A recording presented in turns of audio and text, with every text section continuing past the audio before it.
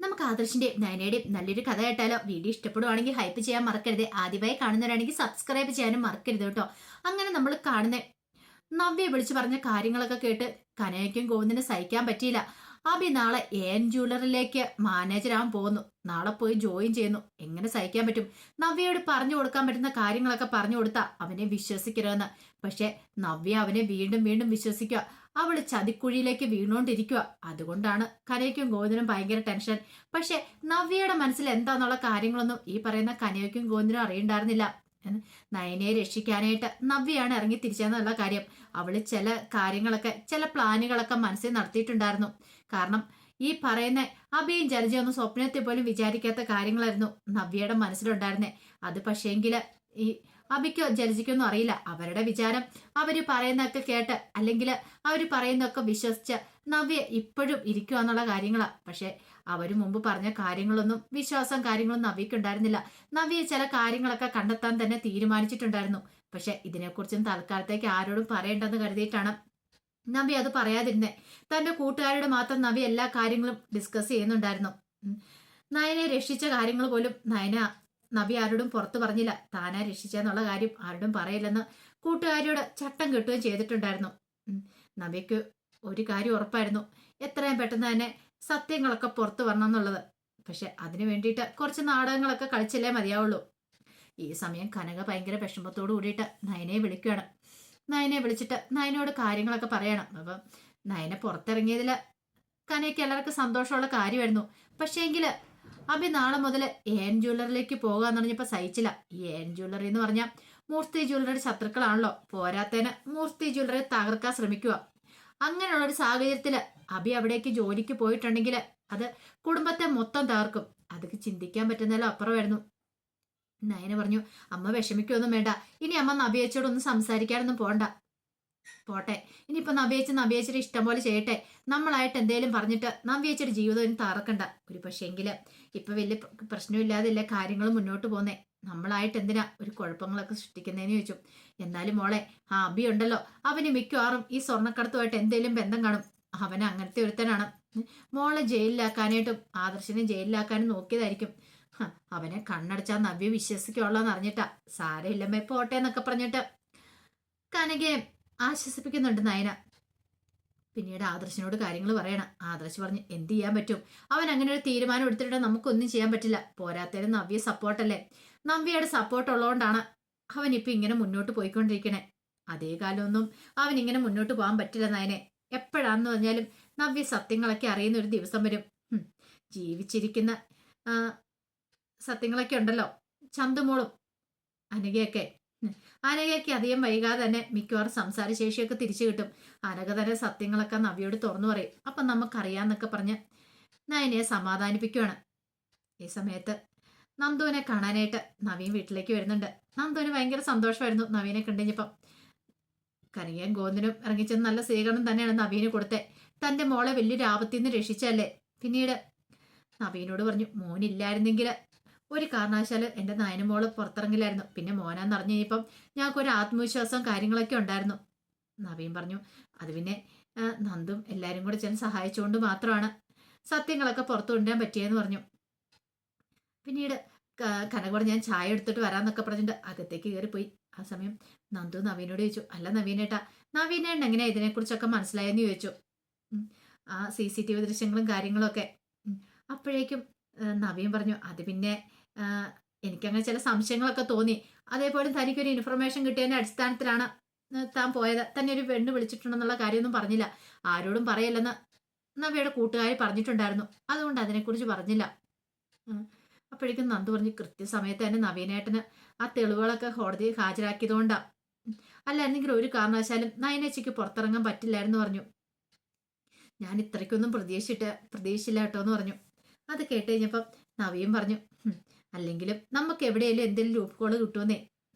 കള്ളത്തരമൊന്നും ചെയ്യാത്തടത്തോളം കാലം അങ്ങനെ ഒരിക്കലും അങ്ങനെ ശിക്ഷിക്കപ്പെടാനൊന്നും പോകുന്നില്ല എന്ന് നന്ദുവിനോട് പറഞ്ഞു. നന്ദു പറഞ്ഞു, ഇത് നമുക്ക് ഈ വിജയം ഒന്ന് ആഘോഷിക്കണമെന്ന് പറഞ്ഞു. എന്താണെങ്കിലും നയനേച്ചി ആദർശാണ് ഉറപ്പായിട്ടും നവീൻ ഒരു പാർട്ട് തരും. ആ കാര്യത്തിൽ ഒരു സംശയമില്ല. കാരണം അത്ര വലിയൊരു കാര്യമല്ലേ ചെയ്തിരിക്കണേന്ന് പറഞ്ഞു. നവീൻ പറഞ്ഞു, അതിന്റെ ആവശ്യമൊന്നുമില്ല. എനിക്ക് നയനേച്ചി രക്ഷപ്പെടുത്തണമെന്ന് മാത്രം ആഗ്രഹം ഉണ്ടായിരുന്നുള്ളൂ എന്ന് പറഞ്ഞു. നന്ദുവായിട്ട് സംസാരിച്ചിരിക്കുന്ന ഓരോ നിമിഷവും നവീന് ഭയങ്കര സന്തോഷമുള്ളൊരു കാര്യം തന്നെയായിരുന്നു. പിന്നീട് കനക ചായ കൊണ്ടുവന്ന് കൊടുക്കുന്നുണ്ട്. അവർ തമ്മിൽ സംസാരിക്കുന്നതൊക്കെ കനക ഇങ്ങനെ ശ്രദ്ധിച്ചിരുന്നു. നവീനും നന്ദുവും തമ്മിൽ നല്ല ചേർച്ചയുള്ളൂ എന്ന് കനക ഇങ്ങനെ മനസ്സിൽ വിചാരിക്കുകയും ചെയ്തു. പക്ഷെ അതിനെക്കുറിച്ചൊന്നും പറയാനായിട്ട് പോയില്ല. ഈ സമയത്ത് അവന്തിക ആകെപ്പാടെ ടെൻഷൻ അടിച്ച് നാഗേന്ദ്രന്റെ അടുത്ത് ഇരിക്കുവാണ്. നാഗേന്ദ്രൻ പറഞ്ഞു, എന്ത് ചെയ്യാൻ പറ്റും? ഞാൻ കരുതിയത് ആ ശർമ്മ വക്കീല് നന്നായിട്ട് കോടതി പെർഫോം ചെയ്യുന്ന. അത് കേട്ട് കഴിഞ്ഞപ്പോ അവന്തി പറഞ്ഞു, ഇനിയിപ്പൊ പറഞ്ഞിട്ട് കാര്യമില്ല. ആ നവീനന്റെ മുന്നിൽ തോറ്റു തുന്നം പാടി പോയില്ലേ. അല്ലെങ്കിലും ഇത്തരക്കാരായ വക്കീലിനെ ഒക്കെ വെക്കുന്ന ഒട്ടും ശരിയായിട്ടുള്ള കാര്യമില്ല. നല്ല കഴിവുള്ള ഏതെങ്കിലും വക്കീലിനെ വെക്കുമായിരുന്നെങ്കിൽ ഇപ്പൊ അവൾ അകത്ത് കിടന്നേരെന്ന് പറഞ്ഞു. ആ സമയത്താണ് ഡേവിഡ് വരുന്നത്. ഡേവിഡ് വന്നു കഴിഞ്ഞപ്പോ നാഗേന്ദ്രൻ കുറെ ചീത്ത പറയുന്നുണ്ട് ഡേവിഡിനെ. എടോ, വക്കീലിനെ വെക്കുമ്പോൾ ഒരു നല്ല വക്കീലിനെ വെക്കണ്ടെന്ന് ചോദിച്ചു. എന്റെ സാറേ, ആ ശർമ്മ വക്കീലുണ്ടല്ലോ, നല്ല ഒന്നാം തന്നെ ഒരു വക്കീല. പക്ഷേങ്കില് എതിർഭാഗത്ത് ആ നവീനായിരുന്നല്ലോ. അവൻ ഇത്ര പെട്ടെന്ന് തെളിവുകൾ കൊണ്ടുവന്ന് ഞാൻ ഒട്ടും വിചാരിച്ചില്ല എന്ന് പറഞ്ഞു. അവനെ ഹെൽപ്പ് ചെയ്യാനായിട്ട് ആ നന്ദു ഉണ്ടായിരുന്നാ പറഞ്ഞത്. അവളാണ് എല്ലാത്തിനും കാരണക്കാരി. എല്ലാരെയും രക്ഷിച്ചെടുക്കാനായിട്ട് അവള് മുൻപന്തിയിലുണ്ട്. അവൾക്കിട്ടൊരു പണി കൊടുക്കണോ അച്ഛാ എന്നൊക്കെ അവന്തിക പറയണം. ആ നന്ദു എന്ന് പറയുന്നവൾക്കിട്ട്. നാഗേന്ദ്രൻ പറഞ്ഞു, ഒന്ന് സമാധാനമായിട്ടിരിക്കുക. എന്താണെങ്കിലും അധികം വൈകാതെ തന്നെ അനന്തപുരിക്കാർക്കുള്ള പണി വരുന്നുണ്ട്. അഭി ജോയിൻ ചെയ്യാനായിട്ട് വരുമല്ലേന്ന് ചോദിച്ചു. അത് കേട്ട് കഴിഞ്ഞപ്പോൾ അവന്തി പറഞ്ഞു, എത്രയും പെട്ടെന്ന് അഭിയേട്ടൻ ഇവിടുത്തെ ഉത്തരവാദിത്തങ്ങളൊക്കെ ഏറ്റെടുക്കണം. പിന്നെ അഭിയേട്ടന്റെ കാര്യം അറിയാലോ. അഭിയേട്ടനെ സ്വഭാവം വെച്ചിട്ടാണെങ്കിൽ മിക്കവാറും കള്ളത്തരങ്ങളൊക്കെ കാണിക്കാൻ വഴിയുണ്ട്. പിന്നെ ഇവിടെ അതങ്ങനെ ചെയ്യുമോന്ന് അറിയത്തില്ല. അത് കേട്ട് കഴിഞ്ഞപ്പോൾ നാഗേന്ദ്രൻ പറഞ്ഞു, അതൊക്കെ എനിക്കറിയാം. അതൊക്കെ ഞാൻ നോക്കിയങ്ങോട്ട് ഞാൻ അവനെ നിർത്തത്തുള്ളൂ. പിന്നെ ഇപ്പം കുറച്ചാളിങ്ങനെ പോട്ടെ. സ്വന്തം കമ്പനിയാന്ന് അറിഞ്ഞ പിന്നെ അങ്ങനെ ഞാൻ ചെയ്യത്തില്ലല്ലോ. അധികം വൈകാതെ തന്നെ പല സത്യങ്ങളും പുറത്തു വരുമ്പോളെ അതിനു മുമ്പ് അനന്തപുരിക്കാരുടെ തകർച്ച അത് പൂർണ്ണമാണെന്ന് പറഞ്ഞു. ഈ വിഷുവിനോട് കൂടിയിട്ട് ഏകദേശം അവര് തകർച്ചയിലേക്ക് കൂപ്പുകുത്തിക്കൊണ്ടിരിക്കുക. വലിയ നഷ്ടം തന്നെയല്ലേ അവർക്ക് ഈ വിഷുവിനുണ്ടായെന്നൊക്കെ പറഞ്ഞു. നമ്മുടെ മാളവിക കളക്ഷൻസ് കുതിച്ചുയരുമല്ലേന്ന് ചോദിച്ചു. അത് കേട്ടപ്പോൾ അവന്തി പറഞ്ഞു, അത് ശരിയാ. നേരത്തെ നയന കളക്ഷൻസിനെ കുറിച്ചായിരുന്നു എല്ലാവരും ചർച്ച ചെയ്തുകൊണ്ടിരുന്നത്. പക്ഷെ ഇപ്പം മാളവിക കളക്ഷൻസിനെ കുറിച്ചാണ് ചർച്ച ചെയ്യുന്നതെന്ന് പറഞ്ഞു. ആ കാര്യത്തിൽ അവർക്കൊരു സംശയം ഉണ്ടായിരുന്നില്ല. അങ്ങനെ പിറ്റേ ദിവസമായി കഴിഞ്ഞപ്പോൾ അഭി പോവാനായിട്ട് റെഡിയാവുകയാണ്. അപ്പം നവ്യ പുതിയ ഡ്രസ്സൊക്കെ എടുത്ത് അഭിക്ക് കൊടുത്തായിരുന്നു. ആദ്യമായിട്ട് കമ്പനിയിൽ ജോയിൻ ചെയ്യാൻ പോകുന്നതല്ലേ. അങ്ങനെ നവ്യ തന്നെ പോയി പൂജാമുറി പോയി പൂജകളൊക്കെ നടത്തുകയാണ്. അപ്പോഴേക്കും ജലജ അഭിയും കൂടെ അങ്ങോട്ട് വന്നു. വേറെ ആരും വന്നിട്ട് പോലുമില്ല. കാരണം അഭി ഇന്ന് കമ്പനിയിലേക്ക് പോകാൻ അറിഞ്ഞു കഴിഞ്ഞപ്പോൾ തന്നെ ദേവേനിക്കൊന്നും ഒട്ടും ഇഷ്ടപ്പെടുന്നുണ്ടായിരുന്നില്ല. ശത്രുക്കളുടെ അടുത്തേക്ക് അവൻ പോകുന്നത് എത്ര പറഞ്ഞാലും തലയിലേക്ക് കയറത്തില്ല എന്നൊരു ചിന്തയായിരുന്നു. അങ്ങനെ പൂജയൊക്കെ ചെയ്ത് നവ്യ ഭയങ്കര സന്തോഷത്തോടെ അഭിയോട് പറഞ്ഞു, അഭി നീ അവിടെ ചെന്നിട്ട് ഒരു കാരണവശാലും ഒരു പേരുദോഷം കേൾപ്പിക്കില്ല. അവരെ കൊണ്ടൊക്കെ നല്ലത് പറയിപ്പിക്കണം. നമുക്ക് നല്ല രീതിയിൽ ജീവിക്കണ്ടേന്നൊക്കെ അഭിയോട് ചോദിച്ചു. അഭി പറഞ്ഞു, നീ ധൈര്യമായിട്ടിരിക്കുക. അപ്പോഴേക്കും നവ്യ പറഞ്ഞു, ദേ ഞാൻ റെക്കമെൻഡ് ചെയ്തുകൊണ്ടാണ്, അറിയാലോ. എൻ്റെ പേര് കളഞ്ഞേക്കരുതെന്ന് പറഞ്ഞു. ഒരിക്കലും ഇല്ലാന്ന് പറഞ്ഞു. ജലജ പറഞ്ഞു, എടാ മോനെ, നന്നായിട്ട് വേണം നീ ആ കമ്പനി മുന്നോട്ട് കൊണ്ടുപോകാനായിട്ട്. അങ്ങനെ കൊണ്ടുപോവാണെങ്കിൽ നിനക്കിനി അവിടെ ഉയർച്ച ഉണ്ടാവും എന്നൊക്കെ പറഞ്ഞിട്ട് വലിയ ഉപദേശം കാര്യങ്ങളൊക്കെ കൊടുക്കുന്നുണ്ട്. ഒടുവിൽ അഭി പോകുന്നതിന് മുമ്പ് മൂർത്തി മുത്തശ്ശൻ്റെ അടുത്തേക്ക് അനുഗ്രഹം മേടിക്കാൻ ചെല്ലുവാണ്. മുത്തശ്ശൻ പറഞ്ഞു, ഒരു കാര്യം ഞാൻ പറഞ്ഞേക്കാം, പോകുന്നതൊക്കെ കൊള്ളാം. പക്ഷേങ്കിൽ ഈ കുടുംബത്തിനെതിരായിട്ട് നീ എന്തെങ്കിലും ചെയ്തിട്ടുണ്ടെങ്കിൽ പിന്നെ നീ ഈ കുടുംബത്തിന് പുറത്തായിരിക്കും. നിനക്ക് ജോലി വേണമെന്ന് പറഞ്ഞു. ഞാനൊരു തടസ്സം നിന്നില്ല. പക്ഷെ അനന്തപുരിക്കാരെ ഒറ്റിക്കൊടുക്കാൻ നോക്കിയാണ്ടല്ലോ, അതാരാണെങ്കിലും ശരി, അവരെ ഞാനിവിടെ വെച്ചു ഉറപ്പിക്കില്ല എന്ന് പറഞ്ഞു. അപ്പോഴേക്കും ജലജ പറഞ്ഞു, അച്ഛാ അതിന് അവൻ അങ്ങനെയൊന്നും ചെയ്യത്തൊന്നുമില്ല. അവൻ അങ്ങനെ ചെയ്യുവോ? അവനിവിടെ താമസിച്ചോണ്ട് ഒറ്റിക്കൊടുക്കുമെന്ന് ചോദിച്ചു. എടി, നിന്റെ മോനെ കുറിച്ച് എനിക്ക് വ്യക്തമായിട്ട് അറിയാം. അതുകൊണ്ടൊക്കെയാണ് ഞാൻ പറയണേ. എന്നെക്കൊണ്ട് കൂടുതലൊന്നും പറയിപ്പിക്കണ്ടെന്ന് പറഞ്ഞു.